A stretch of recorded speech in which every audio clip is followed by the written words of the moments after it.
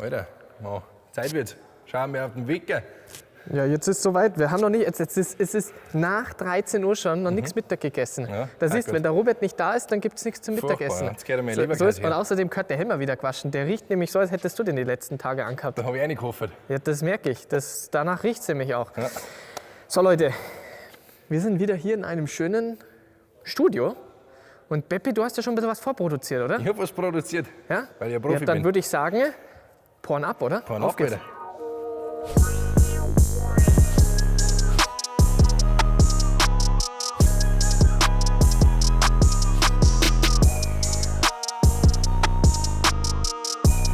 So Leute, hier ist er, der neue BMW M2.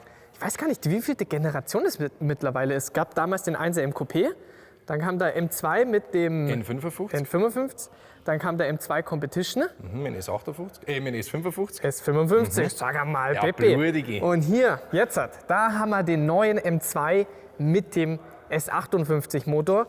Und Leute, ich sage euch eins, also ich bin echt gespannt auf eure Kommentare, aber ich finde das Ding geil. Ich finde das Ding richtig geil. Von vorne, wie breit das Ding auf einmal herkommt. Klar, man muss dazu sagen, einerseits ist generell der Zweier um 11 cm länger geworden, aber jetzt hier gegenüber dem Vorgänger ist er auch noch mal um 3 cm breiter geworden und das merkst du richtig, denn wenn du nämlich mal von hier vorne schaust, das ist schon brutal, wie offen das Ganze hier gehalten ist. Also ich bin mal gespannt, wenn man den jetzt in mehreren Farben sieht, wie das Ganze wirkt. Klar, ist jetzt nicht so, wo ich sage zu 100%, aber ich muss trotzdem sagen, ich finde es geil. Ich weiß nicht, Beppi, was deine Meinung da dazu ist. Es ist halt was komplett anderes. Ja, Wir haben, das ist dasselbe, M3, M4 war am Anfang, entweder du hast es gehasst oder du hast es geliebt. Hier ist es jetzt wirklich so, wo ich sage, ich finde es geil, aber um mich zu 100% zu überzeugen, müsste ich ihn erstmal in verschiedenen Lackierungen sehen. Generell, was haben wir jetzt hier? Also, wie schon gesagt, S58 Motor. Wir können eigentlich mal die Motorhaube aufmachen. Schauen wir mal, wie viel wir da so sehen werden. Also auf die hinten. Jetzt wollen wir abziehen. Kriegst du das hin? Geht los. Ah, sag einmal. Einmal da. Genau, hier S58 Motor kennen wir ja schon aus dem M3, M4. Im M4 leistet er 480 PS als Handschalter und mit Automatikgetriebe 510 PS. Hier rein 460 PS, also sozusagen ein bisschen gedrosselt. Und jetzt kommt nämlich das Geile, Leute. Wir haben das Ganze hier auch als Handschalter.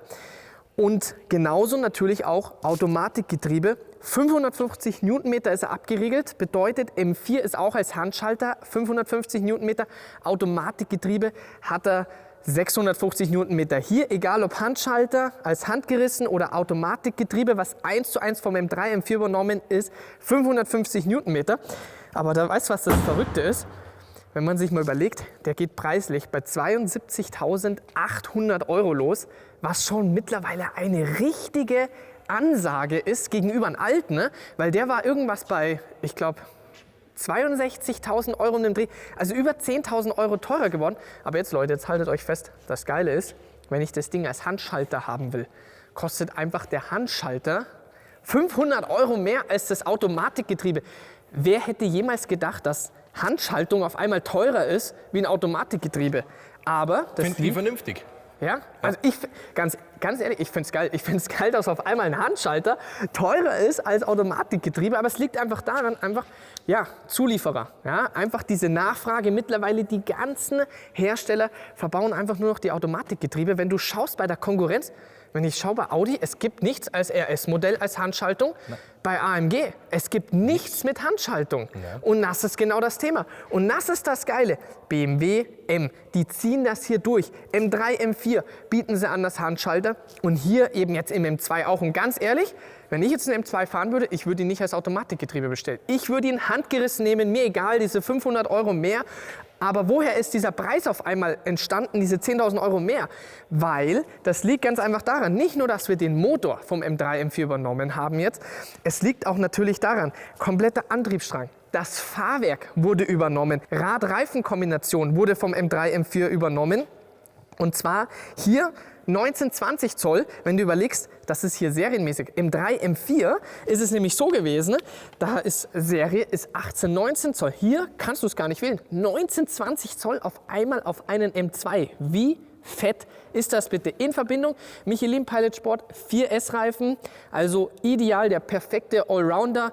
Da kannst du auch damit auf die Rennstrecke gehen, haben wir schon öfters getestet. Wir sehen auch hier schön, haben wir den Stern, bedeutet, diese Reifen sind speziell entwickelt auf den M2. Und das Ganze haben wir nämlich schon mal getestet. Das ist ein riesen Unterschied, Leute, wenn du hier den Pilot Sport 4S draufpackst und dann fährst du mit dem Stern markiert, wie viel mehr Grip du auf einmal hast. Also für euch Leute, wenn ihr euch hier so ein M2 oder auch generell M3, M4 bestellt, achtet auf jeden Fall drauf, dass ihr hier den Reifen mit dem Stern habt. Dann haben wir hier M-Compound Bremse am Start. Es gibt keine Keramikbremse optional, was ich auch ganz ehrlich für sinnvoll halte, weil das kannst du bei Sonderversionen bringen, aber ganz ehrlich, ich würde jetzt auch keinen M2 bestellen und würde mir die Keramikbremse draufpacken, weil M-Compound Bremse ist gut. Ein Thema muss man ganz ehrlich sagen, Gewicht, denn der neue M2 ist schon ein gutes Stück schwerer geworden, obwohl wir hier optional das M-Carbon-Dach nehmen können, was wirklich ein Highlight beim M2 ist. Gab es damals nur beim M2 CS. Aber hier gewichtstechnisch sind wir bei 1700 Kilo handgerissen. Automatikgetriebe 1725. Und da musst du ganz ehrlich sagen, das ist schon ordentlich schwer. Das sind 150 Kilo schwerer als der alte M3, M4 bist du irgendwas, glaube ich, bei 1800 Kilo Competition-Version. Das ist schon krass, aber woher entsteht das Gewicht? Und zwar ganz einfach, weil hier einfach so viele Komponenten vom M3, M4 übernommen worden sind. Wenn du allein schaust, Rad-Reifen-Kombination ist direkt wieder mehr Gewicht und dann natürlich auch das Getriebe, was alles übernommen worden ist. Dadurch entsteht einfach dieses Gewicht mehr. Dafür haben wir auch einen Ticken mehr Leistung mit den 460 PS. Und jetzt schauen wir uns mal das Heck an. Ist für mich noch etwas gewöhnungsbedürftig. Das muss ich genau dasselbe wie die Front, muss ich mir das anschauen, wie das auf anderen Lackierungen wirkt, wie das außen wirkt, nicht hier jetzt in diesem Fotostudio. Ich finde es geil auf jeden Fall, dass es hier alles schön eckig-kantig gehalten ist, denn das musst du ganz ehrlich sagen, über die letzten Jahre hinweg, die Autos sind alle einfach nur noch so rund gewesen, sahen alle gleich aus und hier, wenn du jetzt einen normalen 2er BMW nimmst und jetzt stellst du hier den M2 daneben hin, da siehst du, ah ja, hier handelt es sich um den M2. Da ist vorne seitlich alles, hat sich da verändert. Und hier hast du halt einfach diese Ecken, Kanten. Was echt heftig ist, hier diese breiten Backen. Das fand ich schon beim M3, M4, beim neuen schon so geil. Aber zieht euch mal hier diesen Part rein, wie das hier richtig schön rausgeht. Also ist auf jeden Fall an Masse ist da richtig was da. Da ist da richtig was geboten. Oder, Pepe? Masse, ein Robert sein neuer Daily, oder wie? Stimmt. Ja. Würdest du einen Robert da drinnen sehen? Als Da Daily? ist das drin, ja. Das schauen wir uns jetzt gleich nämlich mal den Innenraum an, was sich da nämlich getan hat. Aber nochmal zum Heck. Ich meine, hier hinten ist eigentlich sehr, sehr ähnlich. M3, M4, Diffusor, Abgasanlage. Und ist ja eigentlich auch kein Geheimnis mehr. M-Performance Parts, glaube ich, werden hier richtig heftig werden. Anscheinend hier irgendwie optional noch so eine Frittentheke geben, ja. Aber das richtig auf Oldschool getrimmt, also da bin ich mal wirklich gespannt. Und da bin ich auch mal gespannt, was sich da im Diffusor noch so machen lässt. Glaube ich, das wird schon fett werden. Also wie gesagt, Heck für mich aktuell noch gewöhnungsbedürftig im Vergleich zum Vorgänger. Da war das alles schön clean gehalten. Hier ist schon sehr, sehr eckig-kantig das Ganze gehalten. Aber jetzt schauen wir uns mal den Innenraum an, was sich da so geändert hat. Tür ist auf jeden Fall auch, ich bin noch nie im neuen Zweier gesessen, glaube ich. Ja, Zeit wird's wieder. Aber jetzt schauen wir mal hier. Okay, das ist natürlich schon mal richtig heftig. Curve Display, geil, krass. Ich zieh dir das mal rein. Leute, wir reden hier von einem Zweier.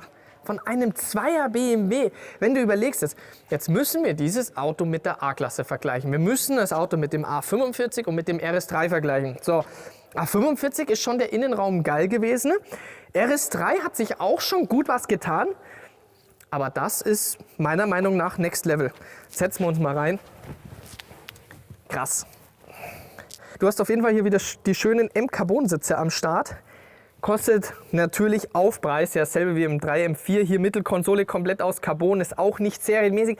Curve Display ist serienmäßig und ich sage euch eins, Leute, du merkst nicht, dass du in einem M2 sitzt.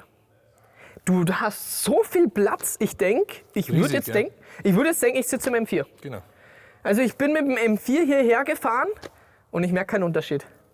Ich merke keinen Unterschied, außer, was natürlich noch mal geiler ist, 6-Speed Manual. handgerissen, Leute. So Save the sieht's manuals, aus. oder? So sieht's aus. Save the Manuals. Ganz ehrlich, also jeder, der sich hier den neuen M2 bestellt, Leute, zahlt diese 500 € mehr und holt euch hier schönes Ding handgerissen, weil das ist genau das, was den M2 ausmacht.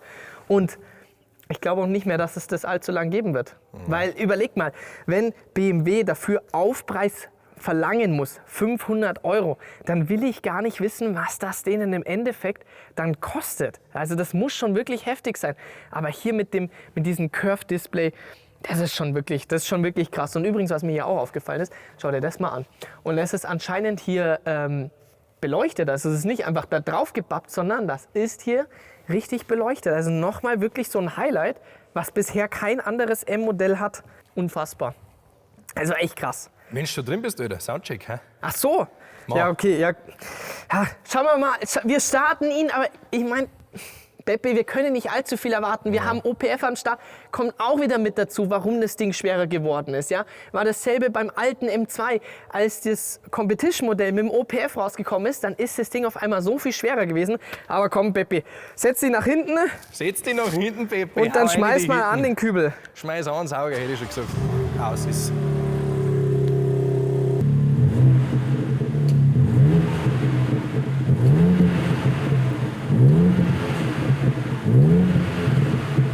Nein, ich baue die Nebenmaschine schon hin. Ein bisschen blubbert da, oder? Was haben wir? Ein bisschen blubbert da, Ein bisschen, ja? oder? Ja, Sagen wir mal nochmal, oder? Weile. Klappen auf!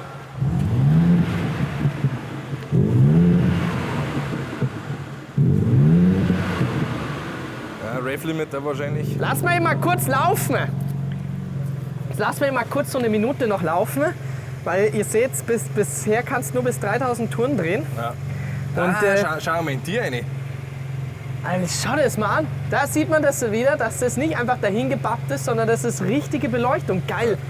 Schönes M-Logo, schön der rote Streifen, so beleuchtet, weil die Tür jetzt offen ist. Voll geil. Auch hier mit der LED-Beleuchtung und den ganzen, das ist schon echt verrückt. Das ist schon verrückt. Das ist schon wirklich verrückt. So, jetzt können wir schon bis 5000 Touren drehen. Geht los! Und jetzt können wir dann gleich, wenn der Motor kalt ist, drehen wir 6,5. Trauen aus, die Krampen!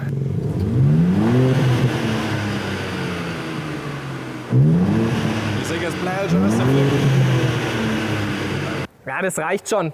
Es waren jetzt 5000 Touren. war Aber der merkst, wie lange der braucht, bis der wieder runtergeht von den Drehzahlen? Schwung. Hä? Schwerer Schwung. Ja, brutal. So sieht's aus, Leute. Das ist der neue BMW M2. Für mich sehr gelungenes Fahrzeug. Vor allem etwas, was ich glaube, das wird es nicht mehr allzu lange geben. Ja? Hier noch richtig schön den reinen 6er Motor am Start in Verbindung Heckantrieb, handgerissen. Genau das, was wir doch alle haben wollen. Und vor allem, man muss sich überlegen, das ist ja erst jetzt der Anfang vom neuen M2. Wer weiß, was da wieder alles kommen wird. Ja? Das heißt vielleicht sogar CS-Modell oder sonstiges. Und dann haben wir auch theoretisch für die Leute, die unbedingt eine Keramikbremse haben wollen, weil ja, er ist nun mal ein gutes Stück schwerer geworden, haben wir dann vielleicht auch die Keramikbremse am Start. Ich weiß schon, Beppi, weil bei dir muss jedes Auto immer Keramikbremse haben. Vollkommen Das ist für richtig. dich ein Muss. Ich verstehe das gar nicht, warum. Ja? Weil Weil's wenn gut du eine ist. gescheite Stahlbremse hast mit gescheiten Belegen, Das dann ist bremst richtig. es mindestens Das ist genauso richtig. gut. Und es ist günstiger. Und es ist günstiger, deswegen würde ich auch nie einen GT3 RS mit einer Keramikbremse ausstatten. Richtig. Meine Meinung. Ja. Und von daher würde ich sagen, machen wir Schluss, oder? Gehen wir jetzt was Mittagessen. Jetzt haben wir eh schon wieder eine halbe Stunde gelabert. Da Also, auf geht's. Geht los, hab ich dir.